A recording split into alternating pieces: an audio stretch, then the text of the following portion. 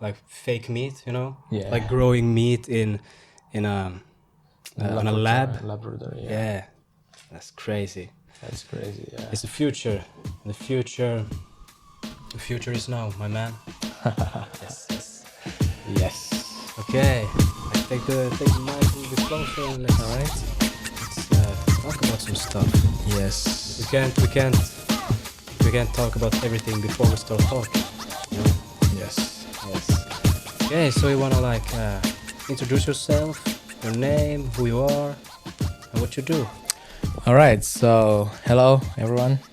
My name is Migue Lonas, and I've been into mindfulness and spirituality for like 10 years.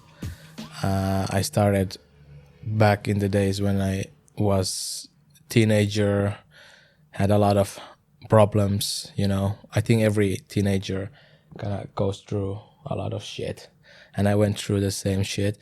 And then through my culture, actually, I found mindfulness, meditation, Zen, and stuff like that. And ever since then, I've been practicing and learning, and it's become a very deep part of my life. Yeah. Sounds nice, but you talk about your culture. Yes. What is your culture? I was born here in Finland, but my parents are from Vietnam. So Buddhism is the religion kind of thing. Talking about religion, I am not part of Buddhism nowadays, but there's a lot of stuff I've learned from Buddhism. Yes. Yeah. So it's more like a thing that you're interested in and that you're studying, more than like a religion that you obey, so to say. Yeah. Well, honestly, after learning for like 10 years, I've come to the conclusion, or it's my own conclusion, that Buddha, the leader of Buddhism, he was enlightened. He knew what he was doing. He had found bliss, and he was really happy, found nirvana, so to speak. But his followers misunderstood him in many ways. And so Buddhism in itself is kind of a misunderstanding of what Buddha taught. So I've learned a lot from Buddhism for sure, but in my own experience, there's a lot of bullshit too, you know, like not everything they say should be taken seriously. Yeah. So like, according to him, you should maybe make your own path rather than like strictly following somebody else's. According to Buddha, yeah, like in every era, you live kind of different life. You cannot live the way you lived back in the day. Like if Buddha was born today, he would live a completely different life than back in the days. You know, it's completely different era. And yeah, the way I understood him is he teaches people to follow their own path and do what feels right for them, and not like follow the mass. Yeah. And that's what you do. And that's what exactly I do. That's nice. Let's do this a little bit like this. All right. Is better? Yeah. Okay. Yeah, because you go your own path, and you know, I like it. I like people who go their own path and who just, you know, do the things that they believe is right, and not just do the things that everybody else think is right. Yes, you know? I know. But that's like a really normal thing in society right now. They're just following sheep. Yeah, and they don't necessarily even think that it's right. They just like unconsciously follow it. They don't even know why they're doing it. It's just something they've been programmed to do for a long time, so that's why they do it. They haven't ever like questioned, is this really right? You know, they're just so used to it that they think that it's right. But honestly, it's just that they are doing it out of habit, rather than out of what they think is right and wrong. Yeah, that's true. But yeah, so you could say that the way of of getting out of this, let's call it rut, is becoming aware. Becoming aware. Yeah. Yeah. So your question is like how to get out of this whole system, or No, it's more like a statement that awareness is crucial, because you know, we're gonna talk about some mindfulness and some meditation, because their awareness is like the main thing. Yes. But I feel like awareness in other parts of life is also like the key. You know, just awareness about how you work, awareness about how other people works, awareness about why you do the things you do. Because that's a little bit the thing about, you know, following everybody else. Yes. That when you get aware of what the fuck am I doing? Like, why am I following this Exactly. people? Why am I doing like this? Exactly. Then you start questioning everything. Yeah. Yeah. Well, awareness is a huge concept, and I think it definitely is one of the key things to mature mentally, to really turn into an adult. I think one must become aware of surroundings, his own surroundings and his own thoughts and decisions, and awareness, consciousness, those are things that are really important to become more mature. Yeah. Absolutely. Yeah. Okay. But man, I want to get into like meditation. Yeah, we can get into meditation. Yeah, because I just started doing some meditation, and I started like maybe some years ago. Yeah. I started meditating, and I really like it. I got ADHD, and it helps, you know, collecting my thoughts, being aware of my thoughts, and all this. But I want to know what has meditation done for you? Like, why should you meditate? Meditation is, well, if we look at the word meditation, it has the same root as medication, right? Meditation. The idea of meditation was first came from the fact that it was really helpful for a lot of people because it cleanses you. But what meditation really is practically is that it kind of takes you away from the future, which is full of worries, anxieties, and the past, which is like full of guilt or shame or, you know, stuff that you regretted not doing. So both of these dimension has a lot of negative stuff. They do have a lot of positive stuff also, but they do have a lot of negative stuff, and people tend to get stuck into the negative stuff. And meditation is just a way to go beyond these two realms, future and the past, get to a point of present where you have no worries about the future and you have no regrets about the past or any guilt, any stuff like that. So basically you are at a state where you don't have any negative emotions in your head, because negative emotions comes from your thoughts, you know. And once you are in that present state, your nature actually is blissfulness. When you were born and when you were a baby, you were actually a blissful being, you know.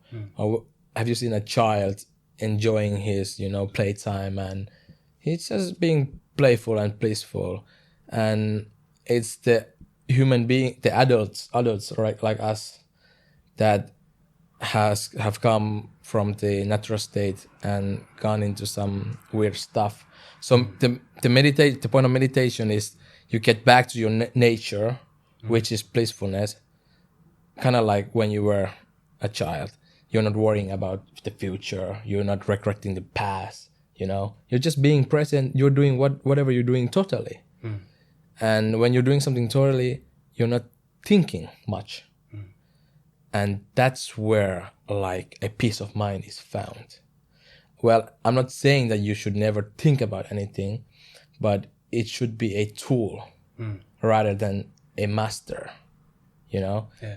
For most people, the thinking mind is kind of like their master, constantly going on and on and on and on and on, worrying about a lot of stuff because they have not found their nature, which is very peaceful, and that's why they don't know better. So that's why they go on and thinking and so on. And with meditation, you slowly find your nature that you have lost at some point when you were growing up, because society kind of teaches you to lose it. Because you are into stuff like this, so you know that society kind of wants to program you into, you know, worrying about your future. Because if you're not worrying about your future, if you're really happy, would you really like behave like a slave, you know, work like 50 years in a 9 to 5 that you hate? Like, it's surprising how many people actually do that. Yeah. Why would they like work for 50 years doing something they hate, you know, and then when they get home, they let all the shit and anger onto their families? That's just stupid. Yes. But yeah, so the idea of meditation is just to like help you to find your blissfulness again, your nature that you had when you were a child. Yeah. Yeah. So you think like this way that we are is not the way we're supposed to be, like not the way that we were like ages ago, before like society became so complex that it is today. That the thinking mind, the like worrying about tomorrow and regretting yesterday is like something that's socially constructed in today's society, or is it something that's always been there but not just as noticeable? According to my understanding, my insights, it's always been there. You know, it's the way we have survived so far, without worrying about, you know, tigers eating us or other human killing us and stealing our wives and stuff like that. We would not have survived so far. So it's been definitely a huge part of our survival. But, you know, we are at a point where we kind of can drop it. You know, we kind of don't need to like worry about a lot of things that we did worry about in the past. We are at a point where we have more food than the world needs, like 7 times or something like that. There's there's a lot of research on this, but we have way more food than we need, you know, and we don't really need to worry about our survival that much anymore. Yeah. So we kind of can let go of that part, but we are so stuck into it that we kind of cannot let it go, you know. If something been stuck to you for years and years and lives, you cannot just let it go like this. It gotta happen slowly. But yeah, I definitely think that we are at a point in evolution that we can let go of this so-called egoistic survivalness. Yeah, and we can find something higher, which is consciousness, awareness, spirituality, peacefulness, and stuff like that. I think that's like the next level in evolution. Yeah, absolutely. But don't you think that it's been a part of humanity, like earlier? That's like that it's been a tool that's been known amongst people, that like, you know, meditation and you know, becoming aware of the situation and not worrying when it's not appropriate. You know, that earlier it's been a tool that everybody knew about, but it has been forgotten because of society today. I definitely think that when Buddha was alive, or in his era, all of the awareness that he taught was very much present in his era. I haven't studied much about history, but I think that we could have been much more developed back then than nowadays. Like it's possible that ancient Egypt has had a lot more technology than we did today. And, you know, there was Jesus when I talk about Jesus, Buddha, you know, Mohammed, all the leaders of big religions, I put them into the same category. They were all, to me at least, enlightened beings. They were very conscious. They were very aware. They were very blissful and so on. But their followers kind of misunderstood what they taught. And I think in their eras, like 2,000 years ago, 2,500 years ago, there definitely was a lot of consciousness and enlightened beings around. And it's very possible that we have just lost it along the ways, because if you think about it, blissful beings, they are not really into violence. They are not really into dominating each other. They're not really trying to like destroy each other, because they have no need to. They are just happy. Why would they need to destroy each other? It's the people that are still stuck in their unconscious mind and their egoistic ways and in their survivability and in their greediness that tries to kill each other and dominate and, you know, get more. Yeah. And it's very possible that we lost all these beautiful beings because they weren't willing to fight back, because they're not into violence. And then there were all these greedy, you know, they tried to dominate and stuff like that. Like India was actually really rich back in the days. They had a lot of stuff until the British people came, you know. Yeah. And I think Buddha is from there. I think India was very spiritual country back in the days. But because they were not into violent, you know, I don't know clearly, but that's my understanding, that when someone has found peace and happiness and joy, they don't really want to be violent, because violence requires you to be sad, miserable, and destructive. Yeah. You know, so that's why we could have lost a lot of beautiful beings back in the days. Yeah. Yeah. But I think these people, because there are these kind of peoples today as well, isn't absolutely, there? Absolutely. Like people who inspire, people who make people like want to follow this path. Yeah, I just found out about one guy. His name is do you know Wim Hof? I don't actually know him. Okay. He's like he teaches this breathing technique. All right. His thing is about breathing and cold and meditation. So it's like you do this breathing exercise, and you're in the cold. You gotta like in an ice bath or in a cold shower outside or something, and you become aware of what you're doing and how everything feels. And like, it's the shit, man.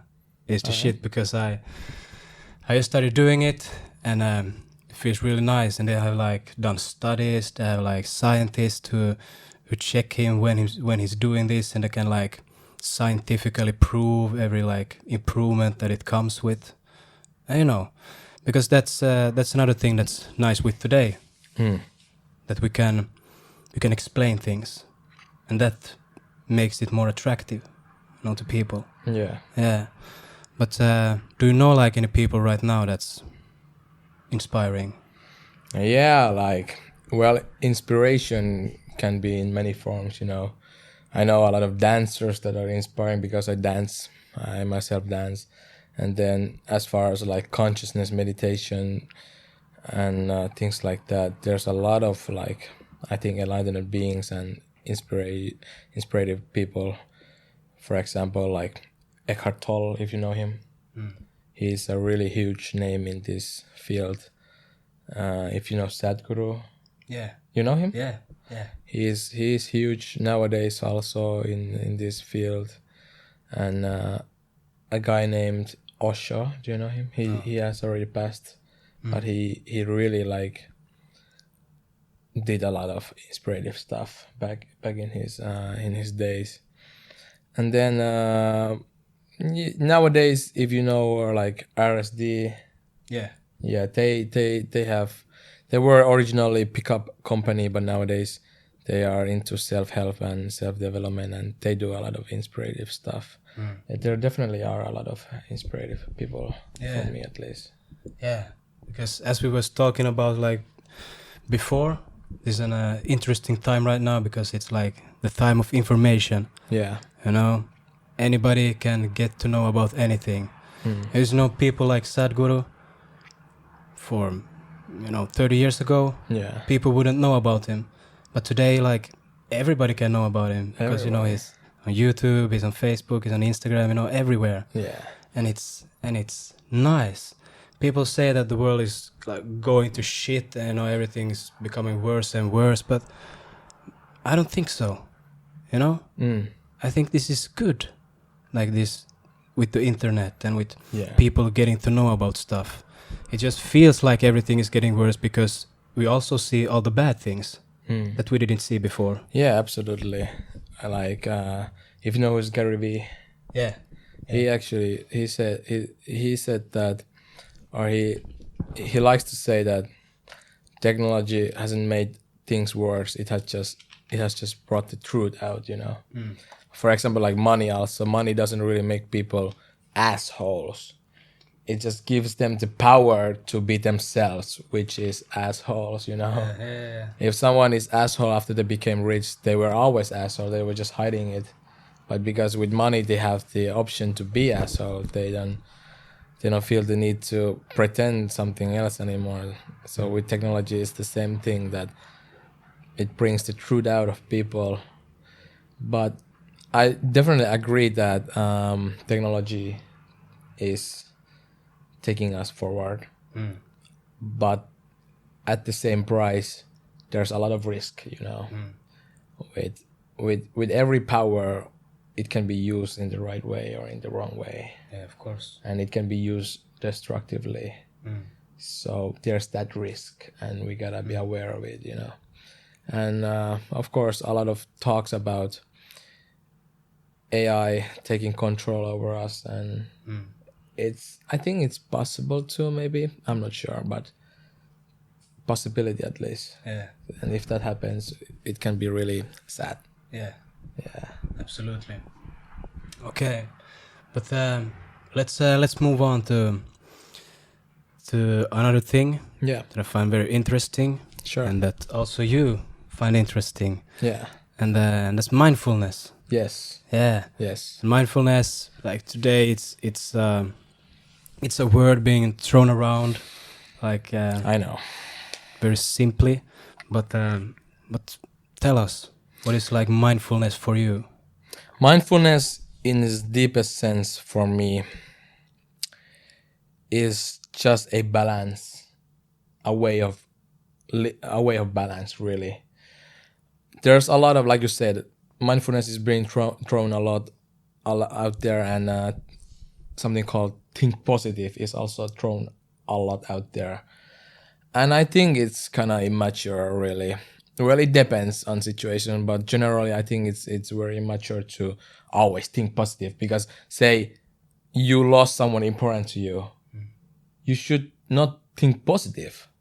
If I lost like my family, and I was forced to like think positively, I would probably go mad. If I lost someone really important for me that like really hurt me very, very deeply, I cannot think positively, right? I should first think negatively and let it sink in and really go through the process of being sad and being hurtful and really like face it. And after that, I can see, the light. I can see the future. I can see, my life as positive thing. But the idea of always thinking positive is very immature. Yeah. Because, there's in life there's always like polar opposites. There's day and nights, sadness, happiness, everything like up, down. And to me, mindfulness simply means that it's a balance between the polar opposites. In atoms, we have minus and plus, or very like the smallest the smallest how do you say it thing is atom, and it has plus and minus. So for example, let me put it this way: if I gave you if I took out of my pocket and gave you 100 euro, would you be happy? Honestly, at least a little bit. A little bit for a while, yeah. For a while. And if I gave you like 1,000 euros, you would be maybe a little bit more happy, right? Sure, yeah. And yeah, if I keep doing this, every day, 1,000 euro every day, and at some point every hour 1,000 euros, at some point every minute I would throw 1,000 euro for you. And if I increased it into 10,000 euros every minute, at some point you would get kind of sick of it. Yeah. It's like too much. Yeah. And at some point it could even make you miserable. If I like literally like physically gave you 10,000 euros every minute, you would be filled with money everywhere. And that's the funny thing. Something that made you like feel joy in the beginning could make you feel like frustrated in the end, And so it goes with with everything in life. If you never like if you have never fought for something or suffered for something and you achieve it, it kind of holds no meaning. Like if you've been wanting a jacket for a really long time, you get it, then it holds meaning, right? It gives you joy. But if I gave you jacket for free and easily, you didn't have to invest anything into it, you would not like appreciate it. And it goes with like day and nights. Think about it. If you never ever experienced nights, if it has always been days, your whole life, 25 years, you would not even be aware that it's day, right? The same way you're not even aware you're breathing air, even though it's probably the most important thing in your life, air. But say if you get into a situation where you were about to drown and you are like, okay, I'm gonna die, and suddenly something miraculously happened and you were saved, you would like thank God you can breathe, So that's what I mean by balance. And for me, mindfulness deep down comes from understanding this duality, that life is not really this or that. It's not good people or bad people or heroes or evil people. And talking about evil people and heroes, would there be heroes without evil people, If no one did anything bad, would anyone do anything good by destroying the bad? Everything would be just average. And same goes with good-looking people and ugly-looking people. If everyone was like looking top model or very good-looking, it would become the norm. Average, no big deal. But because there's ugly people, you have the contrast. That's why the good-looking people looks good-looking. And yeah, and it goes with everything. And actually in the Eastern philosophy, this is from Taoism, and the concept is called yin yang. You know it. You should know it. It's a very popular concept. And that's basically what it teaches, that in life is really non-duality instead of duality. That instead of separating everything is kind of interconnected, right? Do you follow me? Yeah. Yes. So for me, mindfulness really boils down to understanding this balance. I understand that if I chase something, if I have a dream, or if I want something really bad, I will be happy when I achieve it, but then my mind will want to keep wanting something else. And with this mindset, I will never be happy or blissful because I'm always wanting more. When will the time come where I will be blissful? It will either happen now or never. Because if you train your mind to always think in the future. Always like say to yourself that I'll be happy when I get this and that. Then you will never be happy, because once you get something, your mind is so used to thinking like that. So you again start thinking about something else. Yeah. You can have a car, you get that car, you want a better car. So understanding this concept gives me at least a very deep sense of mindfulness, a very deep sense of peacefulness, a very deep sense of blissfulness. That I am good as I am already. It doesn't mean that I should become apathetic though. I can do things that I do. I can have dreams, I can have goals and desires, but I'm very aware of these desires, these goals, these dreams. They are more like, I'm doing them more like for fun rather than doing them because I feel like I must do them. Yeah. It's out of joy rather than out of desperation. For normal people or most people, they're still living in this egoic mind where they think that they have to do something to be happy. They have to get that job and they have to get that promotion and they have to get that wife to be happy. But that's not really the case. I've seen a lot of families that are miserable. So you follow me? Yeah, I follow you. Yeah. But so what you're saying in a sense is, if you say that happiness is getting something, you will never be happy. That happiness should come from within. Yes. But I have a really hard time with that. You know, like, All right. like how? Like how do you find the happiness inside of you? Like could you be happy than just, sitting in a room doing nothing? First of all, we gotta like understand what happiness is, because happiness is something that can be misunderstood very easily. For me, at least, happiness doesn't mean an excitement. It's a completely different thing. Like, you can be really excited about something, but it's excitement. It's not happiness. For me, happiness is more like being content, having a blissful energy, a very like stable energy.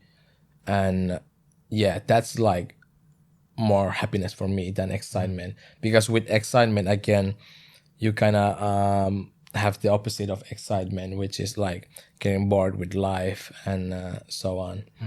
But your question was, could I be happy or blissful just sitting in a room for like the whole day? I could definitely be blissful doing it, but it doesn't mean that I am against doing stuff. Like if I feel like doing something, I will do it.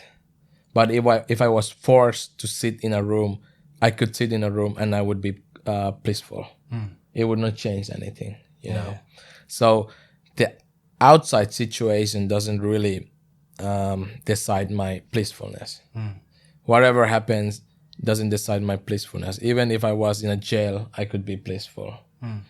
And if someone like physically hurt me, then that's like physical pain. I cannot do anything about it. I will feel the pain. But mentally, I will be blissful. I will not have the anger, or I will not have the negative emotions like, misery and stuff like that. Physically, someone can hurt me. That's part of the physical world. But mentally, people cannot really hurt me. And that's something I have decided. And that's something that has come from within, not from anywhere else. I understand. Yes. I understand. So it's a decision? It's a decision after you have reached a point of consciousness, of understanding how the unconscious mind works. And one of the biggest understanding that separates your unconscious mind from conscious mind is the understanding of balance. So what I'm saying is, when you feel sad, or when you feel negative emotions, if you condemn them, you're making it worse. Because you are going one level deeper. Say if you were in a mud and you tried to fight it, you would go deeper in the mud. And it happens, it's the same with like negative emotions.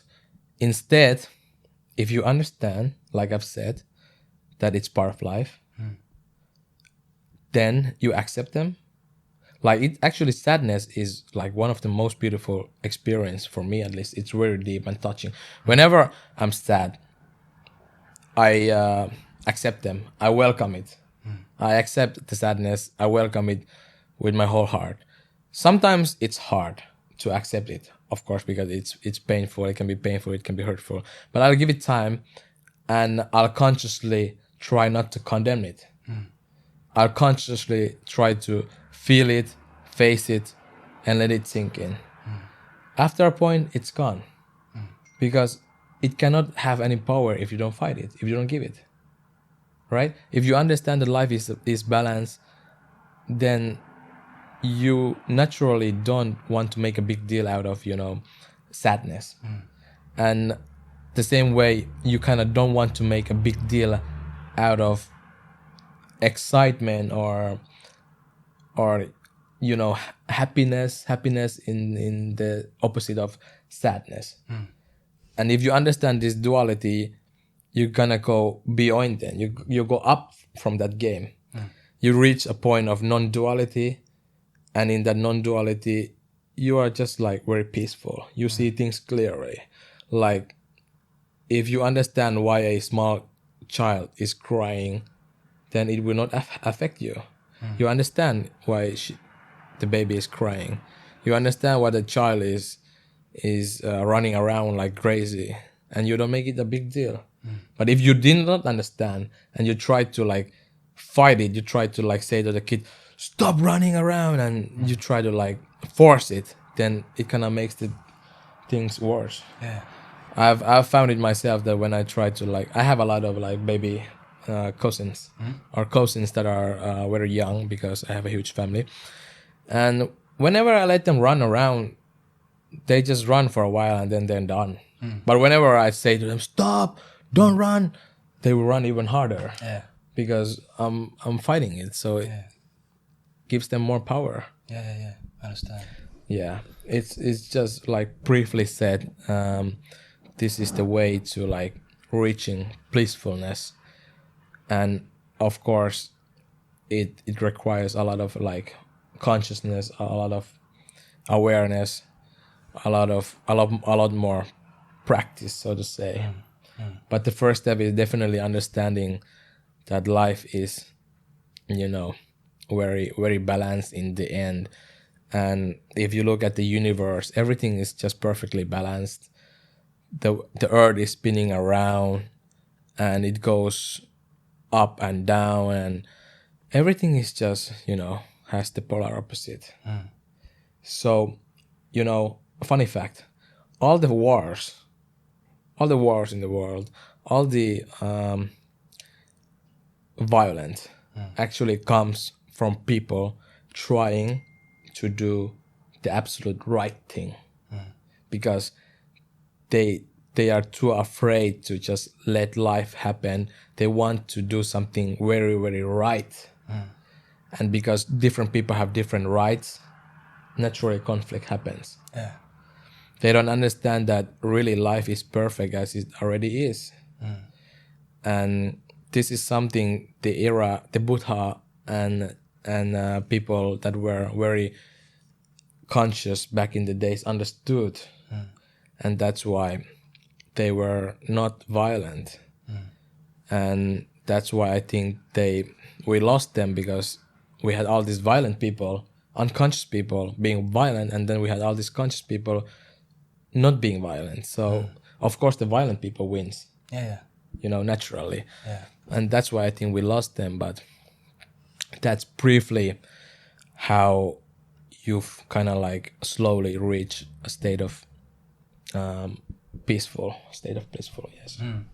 So like the thing is to start accepting. Yes. Like not only what is around you, like what people say, what people do, how people behave, but also like accept what is inside you. Like accept your feelings.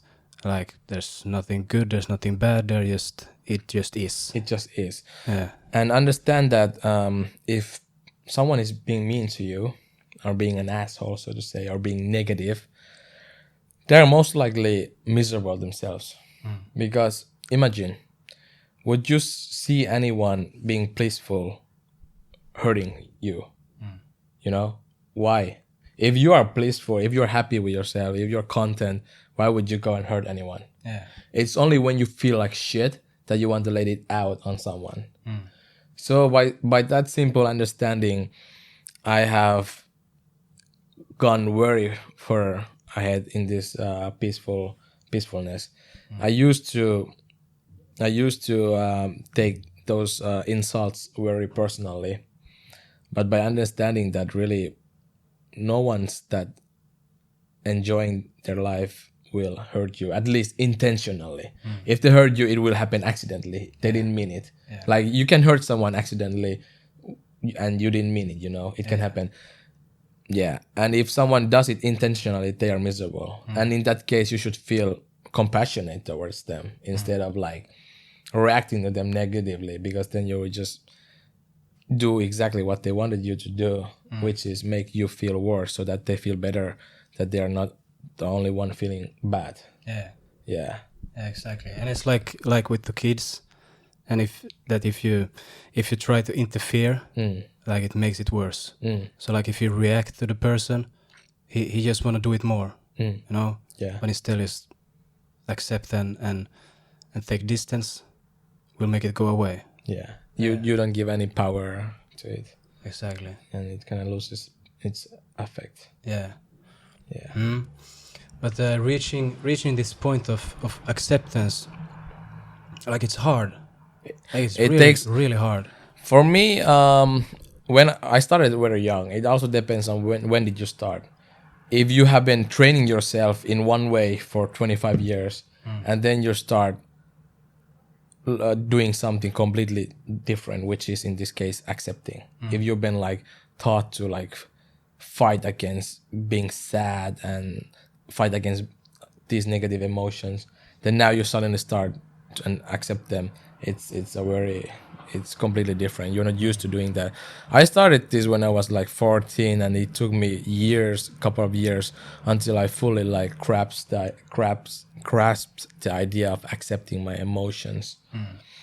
And for you, don't like expect you to find peacefulness in a matter of days or even months. It's something that happens slowly, gradually, and there are a lot of teachers in this subject. For example, Eckhart Tolle is one that's being huge. Sadhguru is also actually teaching the same stuff, and a lot of good masters, good teachers teaching this stuff, and you should really look up and find more. And you can always, of course, talk to me too. Yeah, but yeah.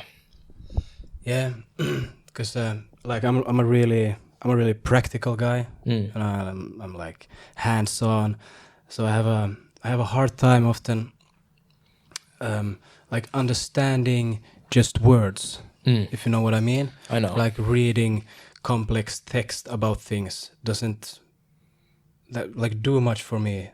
I don't like it. Doesn't become a part of me before I can like, you know, get a manual or something like instructions, like do this like a couple of days per day, a couple of times per day, and like you will get this result. You know, I understand that's not how things work, but like that's a little bit how I work. Yeah, I know. Is it? It's easier. Yeah. For many people. Yeah, absolutely. But isn't it possible to find like this, you know, some kind of what to do? What to do? Yeah. My own process was just me reading tons of books and about the subject, and that's what I really like spent days after days. Whenever I felt like sad, I kept reading and reminded me of this stuff. But practical how to, I would say, one of the most powerful ways to like reach this state is actually just trying to be present at least 10 minutes a day. And slowly it can grow a little bit more. But this is kind of the same with meditation. The idea of meditation is you get present into the moment. You are not thinking this is right, this is wrong, and that's bad, that's good. Life just is, you know. It just is. And don't rush into trying to be in this state right away. Slowly take your time. For example, if we did an experiment now, I'm pretty sure you could not close your eyes and be present without thinking anything for more than 20 seconds. So start first with like few seconds. I think everyone can at least 1 second be without thinking anything. It sounds silly, but it's actually a real problem in this world that people cannot be without thinking anything. And the gap between one thought and the next one will slowly expand as you train this. This is a very practical training.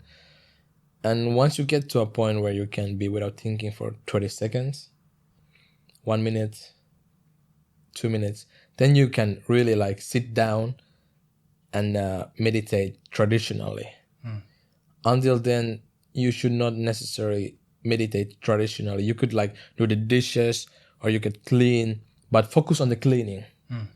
Don't just focus on the cleaning, be aware you're cleaning, but whenever you have a thought in your mind, let it go.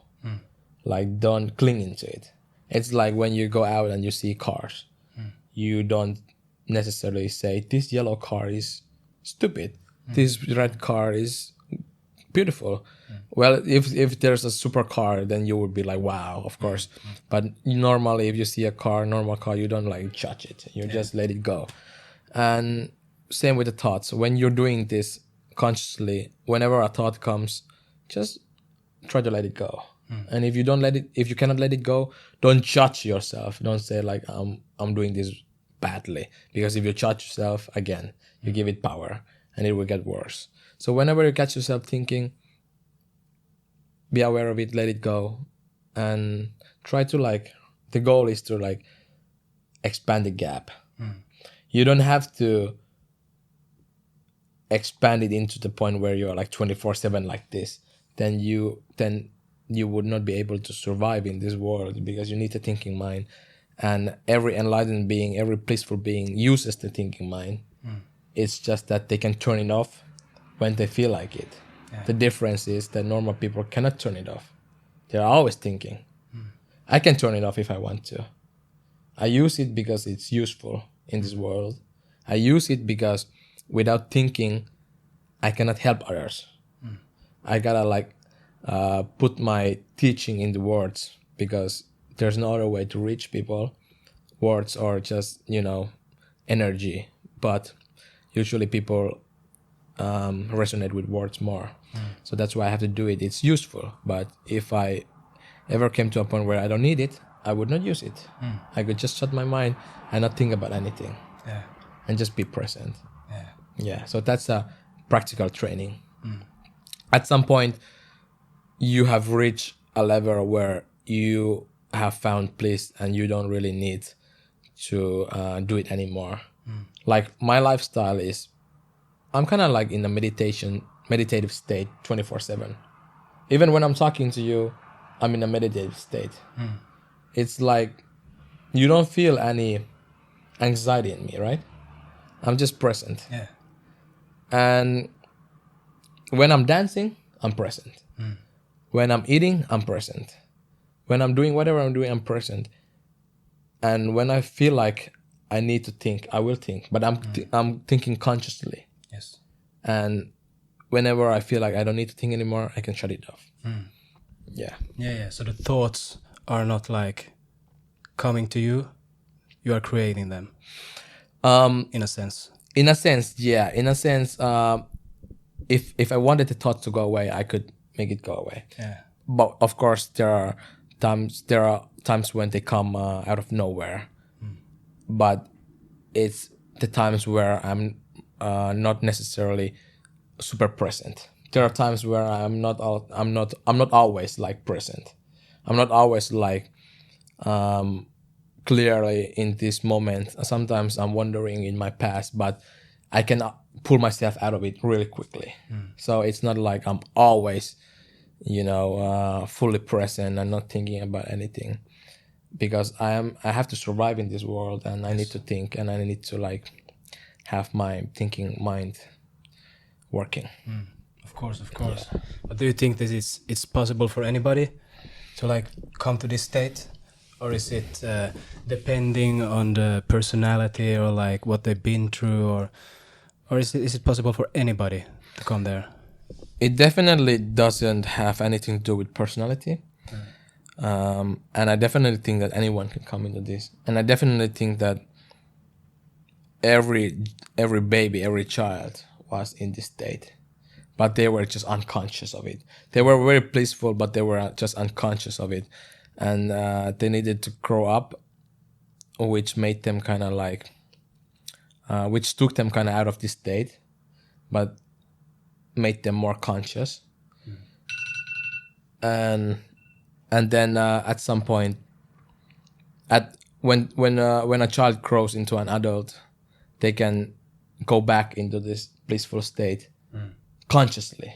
So a baby that was first born is actually in a very blissful state, in a very natural state, but they were just unconscious of it. They didn't know that they're blissful. And that's why they have to grow up, and they kind of like learn the idea of consciousness. They learn that I am this, and this is my father, this is my mother. They are aware of the surroundings. But in that same practice, they kind of lose the blissfulness. It's a necessary step. It's just a survival step that is very necessary.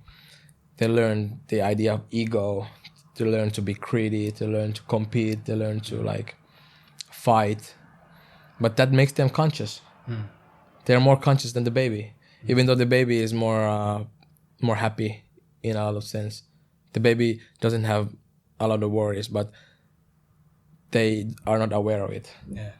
The kid or the teenager has more worries, has more problems, but they are aware, they're conscious.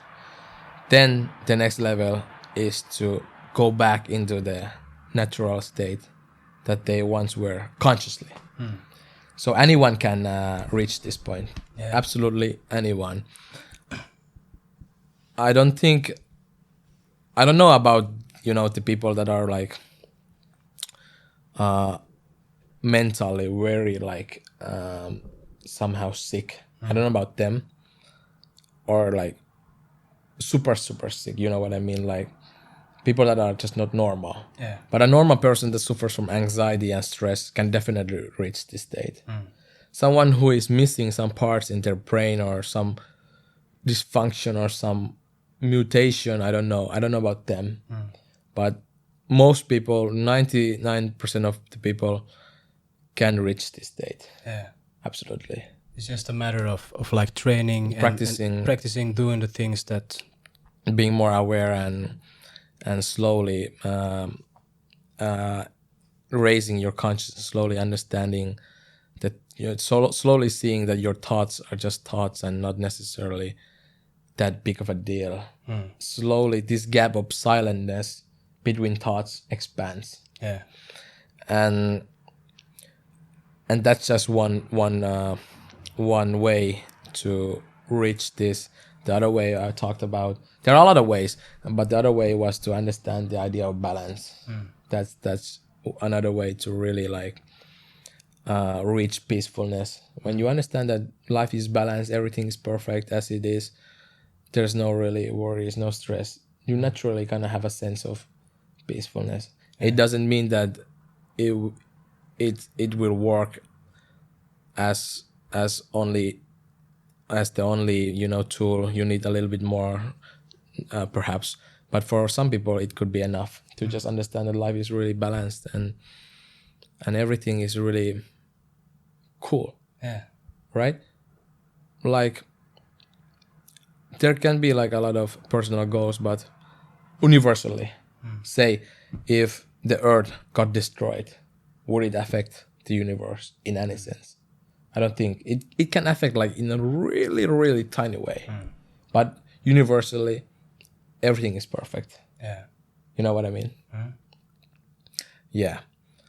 Universally, life is perfect as it is. Yeah. Yeah, man. I agree. Shit, man. These are interesting things. They really are. But we're running out of time. Yeah. Yeah. But I just want to ask you, like, because I know this is something that you're really like passionate about, the things that you do. You know, you don't just do them. Like you believe in them, and you're trying to inspire people to also like get into this kind of stuff. Yes. But I was thinking about your future. Yeah. Like where do you see yourself? Where are you going? All right. I would say when I'm like 40 and or 35, 40, 50, I want to like what I want to leave behind, my legacy, so to speak, is I want to be one who has touched a lot of people and helped them reach this state of peacefulness. And that's my really like what I want to do for the rest of my life. I don't know for sure where I, am at 40 or where I am at 45, but I know for sure that this is what I want to like do. I have some visions of creating my own, building my own meditation resort where people can come there and rest and meditate. It's kind of like a holiday resort where the idea is to meditate and relax. Because a lot of people that are on holidays, they are actually stressed because they are stressed about the travels or the destinations, or is this traveled country good? What's the problems in the country? So it's not really a rest necessarily when people are on holiday. It's another form of stress, really. They were stressing about their work. Now on holidays, they're stressing about their travel. So it's not necessarily a rest. In my meditation resort, it will be a full body rest. Yeah.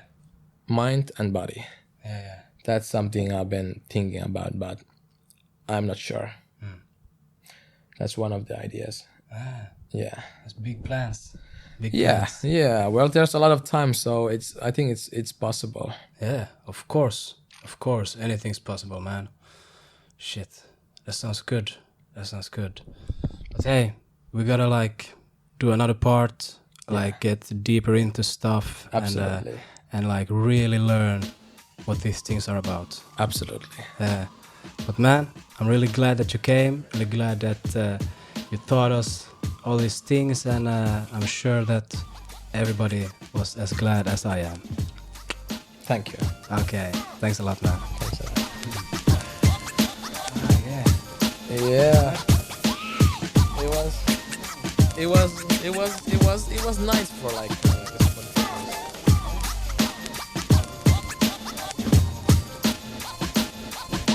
Really? You have not done it? What have you done?